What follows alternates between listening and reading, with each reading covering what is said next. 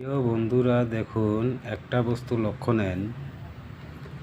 এই বহিটার মধ্যে মোটামুটি 2 মাস যাবৎ লেখা হয়েছে। তার জন্যে 2 মাস লেখার জন্যে বহিটা কত মোড়া হয়ে গেছে দেখছেন। আর সেই বহিটাই আর একটা বহি এই পরশুদিন আনা হয়েছে। দেখেন, এর লেখা হয় নাই, এ মোটামুটি বহলটা কমিয়ে আছে। হ্যাঁ, আর এর লেখা হয়েছে, এর বহলটা কত মোটা হয়ে গেছে।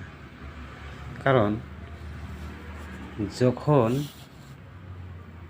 যৌবনটা ইয়ং থাকে তখন সাদা সিধা এরকম ভালোই থাকে, চকচকাই থাকে।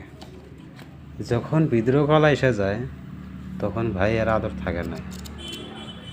তাই এখন থেকেই আমাদের সজাগ হওয়া উচিত, যেন আমাদের যৌবনটা সবসময় নতুনই থাকে।